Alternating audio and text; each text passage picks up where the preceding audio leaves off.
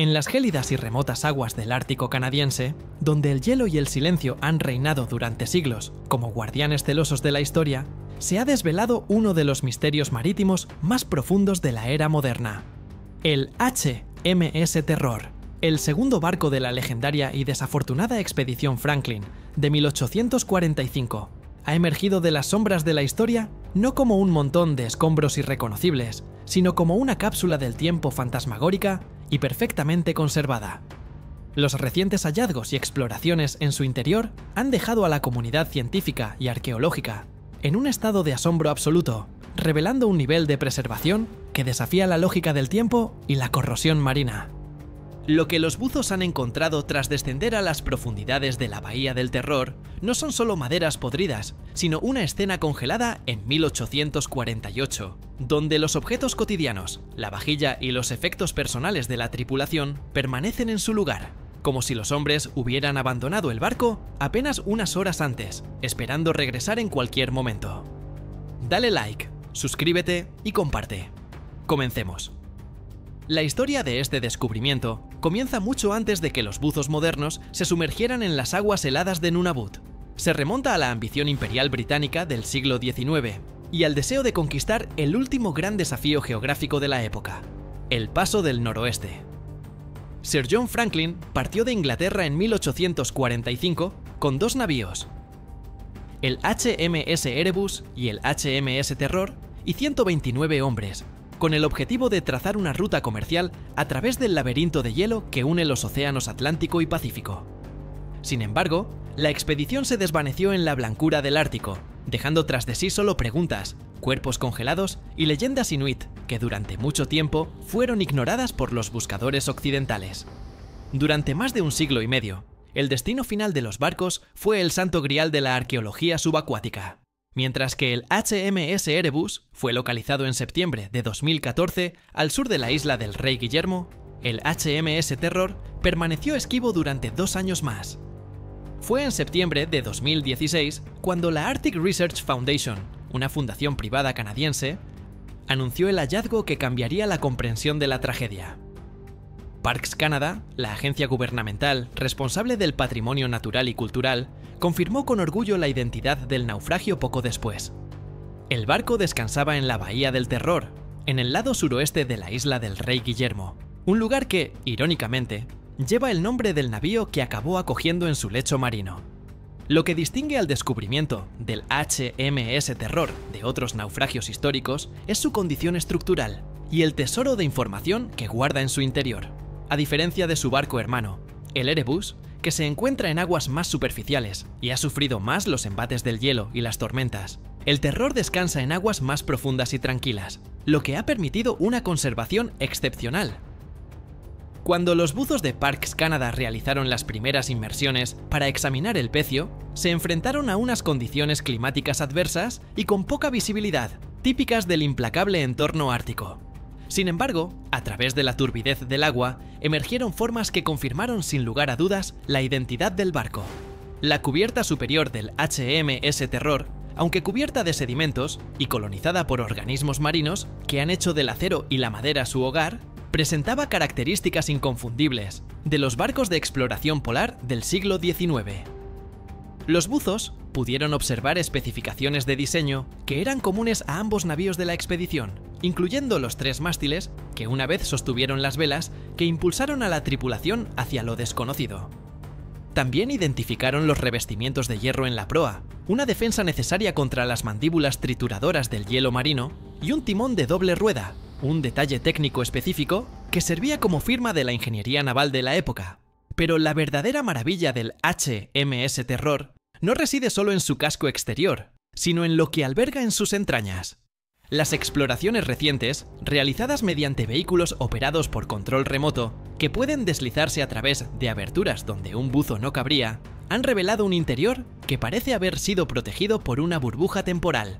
Los arqueólogos han encontrado cuartos cerrados, puertas que han permanecido selladas durante más de 170 años y que custodian los secretos finales de la tripulación. La preservación es tal que ofrece una oportunidad sin precedentes para entender la vida a bordo, la disciplina, la desesperación y la rutina diaria de unos hombres atrapados en el fin del mundo. Entre los objetos más sorprendentes que se han visualizado y recuperado se encuentra la vajilla del barco. En los estantes de las despensas y en los armarios del comedor, los platos de cerámica y las copas de cristal siguen apilados o descansan en sus lugares originales. Es una imagen de una domesticidad inquietante.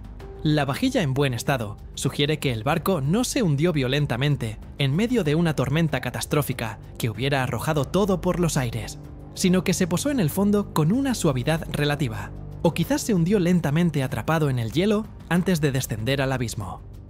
Ver vasos intactos en un barco que ha estado desaparecido durante casi 2 siglos provoca una disonancia cognitiva en los observadores. Es la fragilidad del cristal sobreviviendo a la brutalidad del Ártico.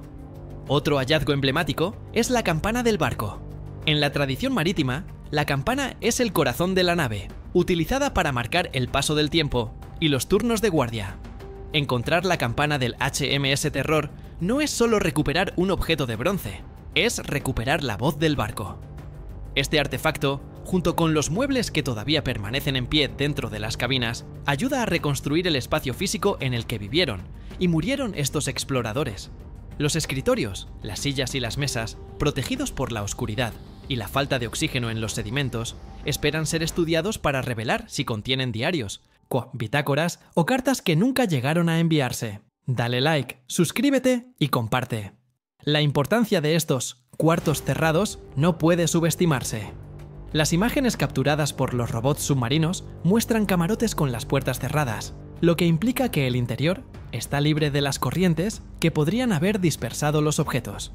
Esto significa que la ropa, los instrumentos científicos, los libros y los efectos personales de los oficiales y la tripulación podrían estar exactamente donde los dejaron. Se ha especulado mucho sobre el camarote del capitán Francis Crozier, quien tomó el mando de la expedición tras la muerte de Franklin.